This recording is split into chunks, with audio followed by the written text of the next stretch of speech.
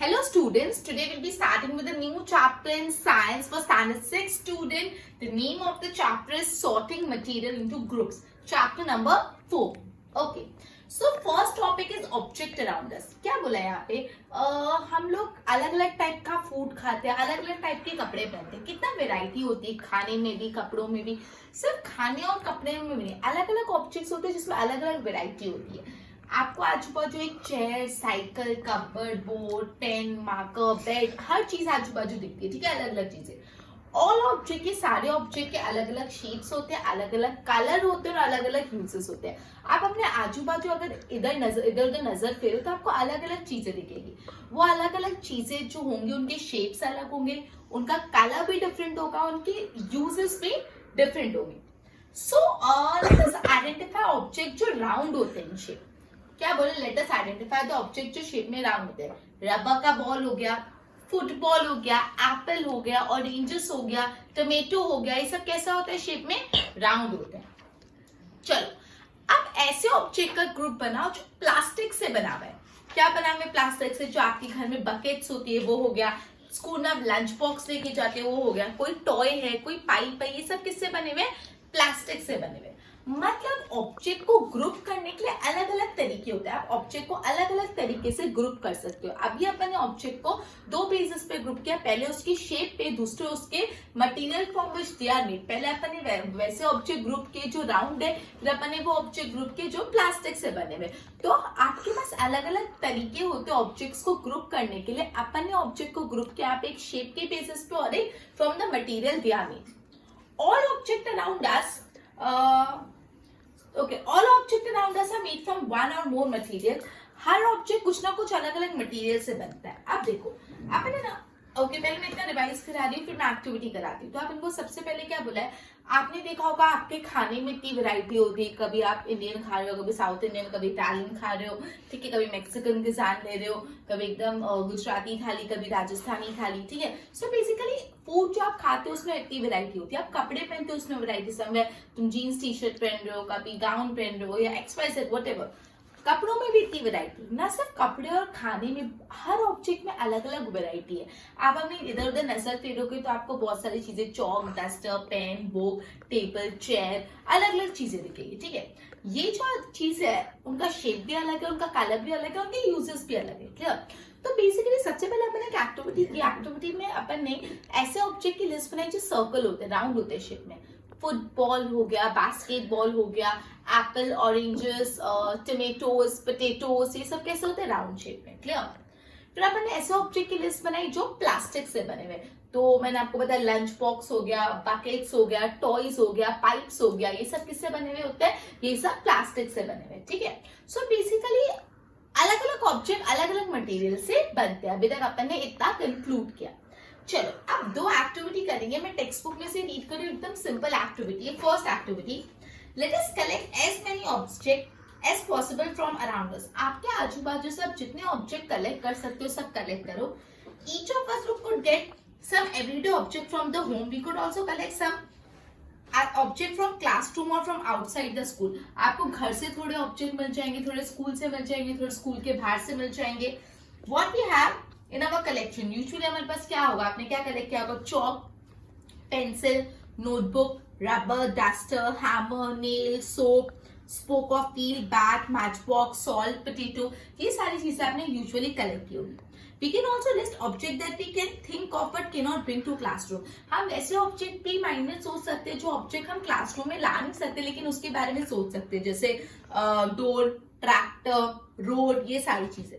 Separate all object from this collection that are made from paper or wood. अब ये जो भी चीज आपने कलेक्ट की उस चीजों में से जो चीजें पेपर से बनी हुई है उसको अलग कर दो और जो चीजें वुड से बनी हुई है उसको अलग कर दो. ठीक है.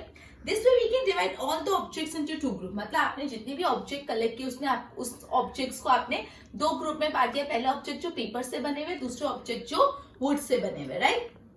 Okay, one group has the object that are made from paper or wood, while the other group has the object that are made up of non made up of this material. अब sorry, दो group कैसे? पहला group ऐसा जिसमें paper और would के objects है, और दूसरा ग्रुप जिसमें पेपर और वुड के अलावा के ऑब्जेक्ट्स है। क्लियर? आपने क्या किया, जो भी सब्सटेंस कलेक्ट किया उसको जो पेपर और वुड से बने हुए उनको एक ग्रुप में डाल दिया, और बाकी जो जितने भी ऑब्जेक्ट है जो पेपर और वुड से नहीं बने हुए उसको दूसरे ग्रुप में डाल दिया। Clear? Okay, similarly we could separate things that are made for preparing food. Let us be a more systematic. List all the objects you have collected in table 4.1. अब आपने जितने भी ऑब्जेक्ट कलेक्ट किए उसको table 4.1 में उसका नाम लिख दो। Try to identify the material from each of one is made up of. और फिर आप देखो जो भी आपने कलेक्ट किया वो कौन से मटेरियल से बना हुआ है, समझे? Okay, it would be fun to make this a large table collecting information about as many possible. It may seem difficult to find out material out of which some of these objects are made. In such case, you can ask your friend, teacher and parents. अगर आपको कोई object जो आपने collect किया आपको नहीं पता चला वो किस मटेरियल से बना हुआ है, तो आप अपने पेरेंट्स की, टीचर्स की, अपने फ्रेंड्स की मदद ले सकते हैं। देखो 4.1 प्लेट, आपके घर पे जो थाली होती है वो किससे बनी हुई होती है? स्टील से बनी हुई होगी, या तो ग्लास की प्लेट होगी या प्लास्टिक की होगी, या कांच की प्लेट होगी, स्टील की प्लेट होगी या प्लास्टिक की होगी, या कोई और अगर हो मेलामाइन या और कुछ। पेन किससे बना हुआ है? प्लास्टिक या तो मेटल। तो बेसिकली आपको जो भी आपने ऑब्जेक्ट कलेक्ट करा है वो किससे बना हुआ है वो लिस्ट डाउन करना है। ठीक है, एक्टिविटी मंथली एक्टिविटी 1 में आपको पहले बोला आपको जितने भी ऑब्जेक्ट कलेक्ट कर सकते हो कर लो। उसके बाद आप जो ऑब्जेक्ट आपने कलेक्ट किए उसमें से कौन से ऑब्जेक्ट वुड और पेपर से बने हुए उसको एक साइड सेपरेट कर लो, और बाकी के सारे ऑब्जेक्ट का दूसरा ग्रुप बना दो। उसके बाद क्या बोला, जितने भी आपने ऑब्जेक्ट्स कलेक्ट किए उसको एक लिस्ट बना दो और उसके सामने लिखो वो ऑब्जेक्ट किस मटेरियल से बना है। अगर आपको नहीं पता चल रहा है ये ऑब्जेक्ट किस मटेरियल से बना है तो आप अपने फ्रेंड्स की, टीचर्स की या पेरेंट्स की मदद ले सकते हो। ओके, अब activity number 2, table 4.2 lists some common material. You can add more material and now try to think. अब देखो 4.2 में क्या बोला है, 4.2 में आपको ऑलरेडी कुछ सामान दे दिया है। अब आपको सोचना है कि वो मटेरियल किससे बना है। देखो वो मटेरियल से क्या क्या चीजें बन सकती है। सॉरी मैंने उल्टा बोल दिया, आपको 4.2 में कुछ मटेरियल दे दिया, आपको बताना है वो मटेरियल में से क्या क्या बन सकता है। चलो बताओ, वुड से क्या बनेगा? चेयर बन सकती है, टेबल बन सकता है, बुलक कार्ट बन सकते हैं, व्हील्स बन सकते हैं।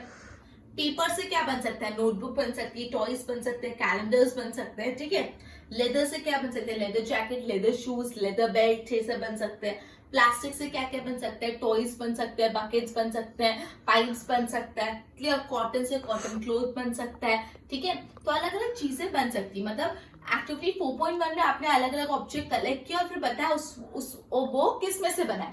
एक्टिविटी 4.2 में आपको अलग अलग मटीरियल दिया, आपको बताना इसमें से क्या क्या बन सकता है। क्लियर? ओके, सो बेसिकली दोनों एक्टिविटी से हम ये कंक्लूड करें कि अपने आजू बाजू जो भी ऑब्जेक्ट है वो अलग अलग मटेरियल से बनते हैं। अपने आजू बाजू जो भी ऑब्जेक्ट है अलग अलग मटेरियल से बनते हैं। कुछ कुछ ऑब्जेक्ट सिर्फ एक मटेरियल से बनते हैं, कुछ कुछ ऑब्जेक्ट एक से ज्यादा मटेरियल से बनते हैं, और कुछ कुछ एक मटेरियल बहुत सारे ऑब्जेक्ट बनाने में भी यूज होता है। अपन ने ये दोनों एक्टिविटी से ये कंक्लूड किया कि अपने आजू बाजू जो भी ऑब्जेक्ट है अलग अलग मटेरियल से बनते हैं। कुछ कुछ ऑब्जेक्ट सिर्फ एक मटेरियल से बनते हैं, कुछ कुछ ऑब्जेक्ट एक से ज्यादा मटेरियल से बनते हैं, और कुछ कुछ मटेरियल्स ऐसे होते हैं जिससे एक से ज्यादा ऑब्जेक्ट्स बन सकते हैं। क्या होता है? कुछ कुछ मटेरियल ऐसे होते हैं जिससे एक से ज्यादा ऑब्जेक्ट्स भी बन सकते हैं। अब हम आ जाते हैं मटेरियल की प्रॉपर्टीज। अब मुझे बताओ, अगर आपको एक टम्बलर बनाना है जिसमें आप कुछ लिक्विड डाल सकते हो, क्या वो टम्बलर आप कपड़े का बना सकते हो? Obviously not. कपड़े में एक कपड़े का आपने टम्बलर बना, उसमें पानी डाला तो पूरा पानी फ्लो हो जाएगा। तो एक कॉमन सेंस की बात है कि आप टम्बलर में यूजुअली लिक्विड स्टोर करते हो और जो कपड़ा है वो लिक्विड को होल्ड नहीं कर पाएगा।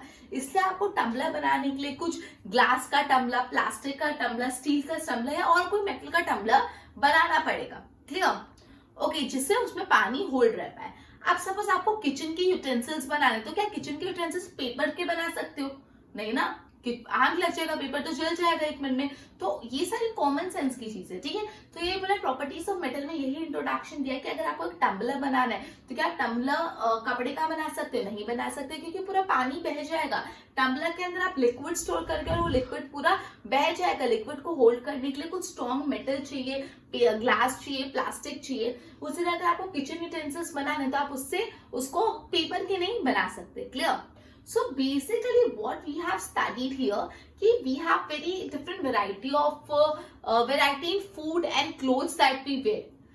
Not only clothes and food, we find variety of object around us. Okay, we find chair, table, bench, etc. around us, and all this object, they have different shape, they have different color, and they have different uses. Now first what we have to do, we have to list down the object that are round in shape. So we have listed it like a potato, tomato, football, volleyball, basketball, rubber ball, right? Then we have to list the substance that are made from plastic. So bucket, toys, pipes, these are the lunch box, these are the materials that are made up of plastic. Okay, so there are many different ways in which you could group the object, and we have try to group the object in two bases. First on the basis of shape and other on the basis of material use.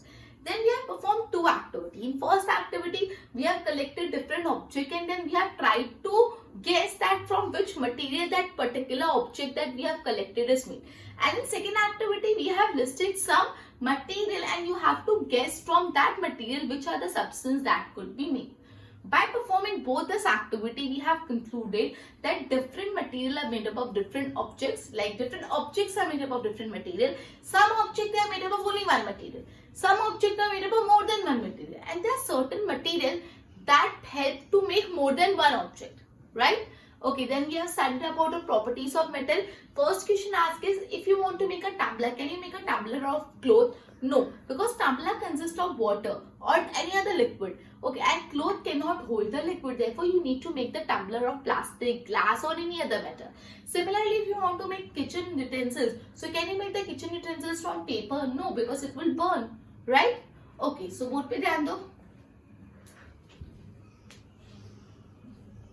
Object around us. Food and clothes have variety, such a vast variety of objects everywhere, like chairs, cycle, utensils, etc. All these objects are of different shape, different color and different uses. Now you need to identify objects that are round in shape, that are rubber ball, football, apple, oranges. Now group the objects that are made up of plastic, like bucket, lunchbox, toys, pipes, etc. So many different ways to group the object. Shape, object from which they are made are different. All objects around us are made from one or other material like plastic, wood, etc. Objects around us are made from different material. Object made from single material, certain objects are made from single material. Certain objects are made from more than one material. And one material is used in making different objects. Now property of metal, a tumbler cannot be made up of piece of cloth because tumbler holds liquid, therefore it has to be made from glass, plastic or metal so that it can hold the water. Similarly, paper material cannot be used for cooking vessels, right?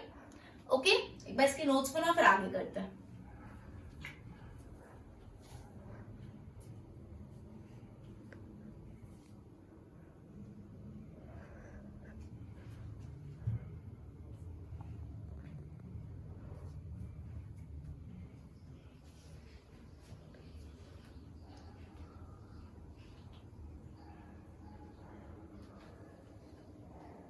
Okay, अब हम कौन से material से कौन सा object बनाएंगे वो depend करता है वो ऑब्जेक्ट की वो मटेरियल की प्रॉपर्टीज क्या है, किस पर्पस के लिए आपको वो मटेरियल लेना है. मतलब आप कोई पर्टिकुलर ऑब्जेक्ट बनाने के लिए आप कौन सा मटेरियल यूज करके वो डिपेंड करता है कि जो आप मटेरियल यूज कर रहे हो वो मटेरियल की प्रॉपर्टीज क्या और वो जो मटेरियल है वो किस चीज के लिए यूज होने वाला है, क्या उसका पर्पस है. क्लियर. अब प्रॉपर्टीज पर्पस मतलब क्या होता है. पहली प्रॉपर्टी है मटेरियल की अपीयरेंस, दिखता कैसे. Material look different from each other, अलग अलग मटेरियल एक दूसरे से अलग अलग दिखते हैं. जैसे would look very much different from iron. Would iron से बहुत अलग दिखेगा, आयरन एल्यूमिनियम और कॉपर से बहुत अलग लगेगा. वाइल ऐसा बोल सकते हैं आयरन, कॉपर और एल्यूमिनियम इन तीनों में कुछ सिमिलैरिटीज होगी जो सिमिलैरिटीज वुड में नहीं होगी. क्लियर. तो अपन ने अपीयरेंस का एक प्रॉपर्टी पढ़ा जिसमें अपन ने ये पढ़ा कि अलग अलग मटेरियल अलग अलग अपीयरेंस जैसे होते हैं. जैसे आयरन, जो वुड है वो आयरन जैसा नहीं दिखेगा, जो आयरन है वो एल्यूमिनियम और कॉपर जैसा नहीं दिखेगा. लेकिन ऐसा हो सकता है कि आयरन, एल्यूमिनियम, कॉपर में कुछ सिमिलैरिटीज होगी जो वुड में नहीं होगी. क्लियर. अब ये चीज को समझने के लिए एक्टिविटी 3 परफॉर्म करें. एक्टिविटी 3 पे पूरा ध्यान देना. What you need to do is collect small pieces of different material. अलग अलग मटेरियल के छोटे छोटे पीसेस कलेक्ट करो. जैसे पेपर हो गया, कार्डबोर्ड हो गया, वुड हो गया, कॉपर वायर हो गया, एल्यूमिनियम शीट, चॉक हो गया. Do any of this material appear shiny. क्या इनमें से कोई भी मटेरियल चमकता हुआ शाइनी दिखता है. Separate the shiny material into group. और जो मटेरियल शाइनी दिखता है उसको आप अलग कर दो. Now what you need to do is now observe the teacher cuts each material into 2 pieces and look at the freshly cut surface. अब आप ये टीचर को बोलो हर मटेरियल को 2 हिस्सों में तोड़े, और 2 हिस्सों में तोड़ने के बाद जो आपने फ्रेशली कट सरफेस है, जो अभी भी कटी है, आप उसको ऑब्जर्व करो। What do you notice? Does a freshly cut surface of some material appear shiny? क्या कुछ कुछ मटेरियल का सरफेस जो अभी जस्ट कट किया है वो शाइनी दिखता है? Include these objects into a group of shiny material. मतलब जो कट करने के बाद शाइनी दिख रहा है उसको भी शाइनी मटेरियल के ग्रुप में डाल दो। Do you notice such a shine or luster in any other material? Cut them anywhere as you can. Repeat this in the class with as many material as possible. A list of those which without luster and instead of cutting you can also rub. आप इसीलिए आपको list बनानी कौन से substance shiny दिखते हैं पहले से या तो कट करने के बाद, या और दूसरे जो शाइनी नहीं दिख रहे और कट करने के बाद भी, कट करने के बदले आप उसको रब भी कर सकते हो। अब देखो जो मटेरियल में लस्टर होता है, शाइन होती है, वो यूजुअली मटेरियल मेटल्स होते हैं। मटेरियल दैट हैव लस्टर, जिस मटेरियल में थोड़ा लस्टर, थोड़ी चमक होती है, लस्टर होता है, वो मटेरियल यूजुअली कौन सा होता है? वो मटेरियल यूजुअली मेटल्स होते हैं। जैसे आयरन हो गया, एल्यूमिनियम हो गया, कॉपर हो गया, गोल्ड हो गया, ये सब क्या है? मेटल जिसमें चमक होती है, जिसमें लस्टर होता है। लेकिन ये जो मेटल अपनी चमक खो देते हैं because of the action of air और मॉइस्चर, ये जो मेटल्स होते हैं दे बिकेम डल, वो शाइनी नहीं रहते, वो डल हो जाते हैं बिकॉज जो आजू बाजू सराउंडिंग में एयर होता है, मॉइस्चर होता है, उस वजह से कारण। इससे जब हम उसको कट करते हैं तो जो फ्रेशली कट करी हुई सरफेस है उसको एयर ने, वाटर ने अटैक नहीं किया, तो वो आपको लस्टरलेस दिखेगी। इसलिए एक्टिविटी में आपको कट करके देखने को बोला है। क्लियर? तो पहला प्रॉपर्टी था अपीयरेंस। अपन ने ये पढ़ा कि कुछ कुछ सब्सटेंस, जैसे आयरन, हर सब्सटेंस एक दूसरे से अलग दिखता है। आयरन वुड जैसा नहीं दिखेगा, जो वुड है वो आयरन जैसा नहीं दिखेगा, ना आयरन कॉपर और एल्यूमिनियम जैसा दिखेगा। हाँ, आयरन, एल्यूमिनियम और कॉपर में कुछ सिमिलैरिटीज हो सकती है जो वुड में नहीं होगी। फिर अपन एक्टिविटी परफॉर्म की, अलग अलग मटेरियल गैदर किया और देखा कौन सा मटेरियल शाइनी है। फिर क्या करो, ऑब्जेक्ट को कट करके देखो। कोई मटेरियल को कट करने के बाद उसका जो फ्रेशली कट करा हुआ सरफेस है, क्या वो शाइनी दिख रहा है? आपको लिस्ट बनानी ऐसे सब्सटेंस की जो शाइनी है और जो दूसरे शाइनी नहीं है। तो यूजुअली जो मटेरियल शाइनी होता है, जिसमें लस्टर होता है, वो मेटल यूजुअली मेटल होते हैं, जैसे कॉपर, एल्यूमिनियम, गोल्ड, सिल्वर। लेकिन ये मेटल डल हो जाते हैं और ये मेटल अपनी शाइन खो देते हैं बिकॉज ऑफ एक्शन ऑफ आजू बाजू का वाटर एंड एयर। इसलिए जब आप उसको फ्रेशली कट करते हो तो जो फ्रेशली कट सरफेस है उसको अभी तक एयर ने अटैक नहीं किया, वाटर ने अटैक नहीं किया, इसलिए वो आपको लस्टरस दिखेगी। क्लियर? सेकेंड प्रॉपर्टी पे आ जाता है हार्डनेस। कुछ कुछ मटेरियल हार्ड होते हैं to compress and some easy. कुछ कुछ मटेरियल को दबाना, कॉम्प्रेस करना मुश्किल होता है, और कुछ कुछ मटेरियल को आप बहुत इजीली दबा सकते हो। कुछ कुछ मटेरियल को आप स्क्रैच भी इजीली कर सकते हो, कुछ कुछ मटेरियल को आप स्क्रैच इजीली नहीं कर सकते। क्या बोला है? कुछ कुछ मटेरियल ऐसे होते हैं जिसको आप इजीली दबा सकते हो, कॉम्प्रेस कर सकते हो। कुछ कुछ मटेरियल को आप नहीं दबा पाओगे। कुछ कुछ मटेरियल को आप स्क्रैच भी इजीली कर सकते हो, और कुछ कुछ मटेरियल को आप स्क्रैच नहीं कर पाओगे। तो जिस मटेरियल को आप इजीली कॉम्प्रेस कर सकते हो या इजीली स्क्रैच कर सकते हो, वो मटेरियल यूजुअली सॉफ्ट होता है। जिस मटेरियल को आप इजीली कॉम्प्रेस कर सकते हो या आप उसको स्क्रैच कर सकते हो, वो मटेरियल यूजुअली कैसे होते हैं? वो मटेरियल यूजुअली सॉफ्ट होते हैं। जैसे कॉटन हो गया, स्पॉन्ज हो गया। स्पॉन्ज ठीक है, आप उसको कितना दबा सकते हो इजीली, ठीक है। जो मटेरियल को कॉम्प्रेस करना, दबाना डिफिकल्ट होता है, वो मटेरियल कैसे होता है? हार्ड होता है। क्लियर? तो ये अपनी सेकंड प्रॉपर्टी मटेरियल की थी, हार्डनेस। बोला है कुछ कुछ मटेरियल ऐसा होता है जिसको आप इजीली दबा सकते हो, कुछ कुछ मटेरियल को आप कॉम्प्रेस नहीं कर सकते, कुछ कुछ मटेरियल को आप इजीली स्क्रैच कर सकते हो, कुछ कुछ मटेरियल को स्क्रैच नहीं कर सकते। तो जिस भी मटेरियल को आप इजीली कॉम्प्रेस कर सकते हो, स्क्रैच कर सकते हो, मटेरियल सॉफ्ट होते हैं, जैसे कॉटन और स्पॉन्ज।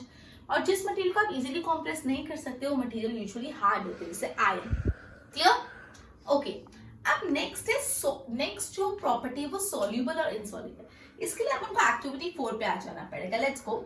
कलेक्ट सैंपल ऑफ सब सॉलिड सब्सटेंस। कुछ कुछ सॉलिड सब्सटेंस के सैंपल कलेक्ट करो, जैसे शुगर हो गया, सॉल्ट हो गया, चॉक पाउडर हो गया, sand and sawdust. Take 5 glasses और बीकर। 5 ग्लासेस लो, fill each one of them with 2/3 of water. हर ग्लास में 2/3 पानी डाल दो। Add a small amount of sugar to first glass. पहले ग्लास में थोड़ा शुगर डालो, दूसरे ग्लास में सॉल्ट डालो, तीसरे चौथे ग्लास में चॉक पाउडर या अलग अलग चीजें डाल दो। Now stir the quantity of each of them with a spoon. और फिर चम्मच से उसको हिलाओ। स्टर करना मतलब हिलाना। Clear? Observe what happened to substance added to water. Note your observation. फिर थोड़ा टाइम बाद देखो जो भी आपने सब्सटेंस पानी में डाला है उसके साथ क्या हुआ। अब कुछ कुछ सब्सटेंस पूरे के पूरे पानी में डिसॉल्व हो जाएंगे, डिसअपियर हो जाएंगे। मतलब आप जैसे पानी में जब नमक डालते हो और उसको हिलाते हो तो नमक पानी के अंदर घुल जाता है, नमक आपको दिखेगा ही नहीं, नमक डिसअपियर हो जाएगा, वो एकदम डिसॉल्व हो जाएगा। तो कुछ कुछ सब्सटेंसेस एकदम उसमें डिसॉल्व हो जाएंगे, डिसअपियर हो जाएंगे, वो सब्सटेंस को बोला जाता है substance which are soluble in water. और कुछ कुछ ऐसे सब्सटेंस होंगे जिसको आप स्टर करोगे तो भी आपको ऊपर ऊपर दिखेंगे, वो सब्सटेंस को क्या बोला जाता है, substance that are insoluble in water. Clear? तो तीसरी अपन ने प्रॉपर्टी पढ़ी सॉल्युबल इनसॉल्युबल, उसके लिए अपन एक एक्टिविटी परफॉर्म की जिसमें अपन ने अलग अलग एग्जांपल ली, जैसे चॉक पाउडर लिया, सॉल्ट लिया, शुगर लिया, क्ले पाउडर ऐसा कुछ लिया, सॉडस्ट लिया, फिर इन सबको पानी में डाला और हिलाया, फिर देखा कौन से सब्सटेंस के साथ क्या हुआ। तो जो सब्सटेंस पानी में एकदम घुल गए, जो सब्सटेंस एकदम डिसअपियर हो गए, वो सब्सटेंस क्या थे, सॉल्युबल इन वाटर। और जो सब्सटेंस स्टर करने के बाद भी डिसअपियर नहीं हो, वो सब्सटेंस थे इनसॉल्युबल इन वाटर। क्लियर? तो हमने ये पढ़ा कि like we need to choose that which material we have to use to make a particular object depending upon the property of material and the purpose for which it is used. Okay, so we are going to study three properties over here. First one is appearance. Material, they look different from each other. Like wood is not similar to iron, iron is not similar to copper and aluminum, while there are some similarities between copper, iron and aluminum which not be there in wood. Clear? So we have studied the material usually that have a luster. That material are metal like copper, aluminum, gold. Okay, but however this metal, they loses their luster and they became dull because of the action of water and air. Therefore, when we cut a piece of metal, that freshly cut portion would appear lustrous because it has not been attacked by the action of air and water. Clear? Now, second property, hardness. The substance which could be easily compressed and stretched and scratch are soft, and the material which cannot be easily compressed, they are hard. Clear? Then soluble, insoluble. Substance which dissolve in water and disappear in water, they are soluble in water, and substance which do not disappear in water, even after studying it, are known as substance that are insoluble in water. Clear?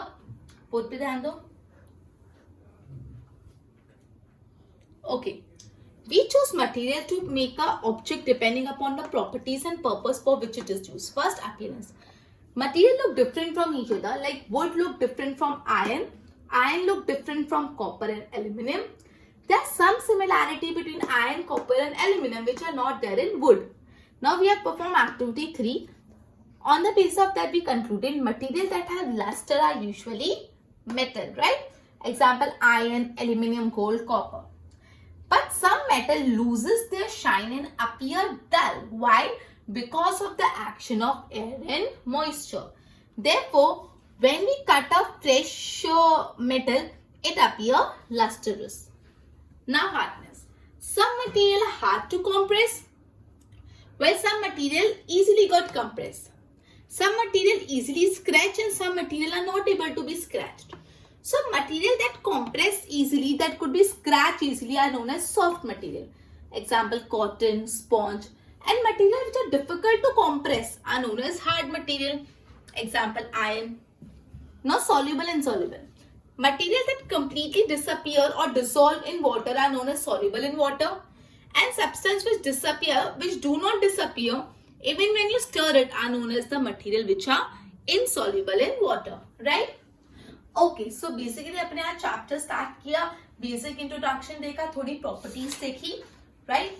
Next session में अपने chapter को complete कर लेंगे, एक बार इसके notes बना लो। Till then good bye.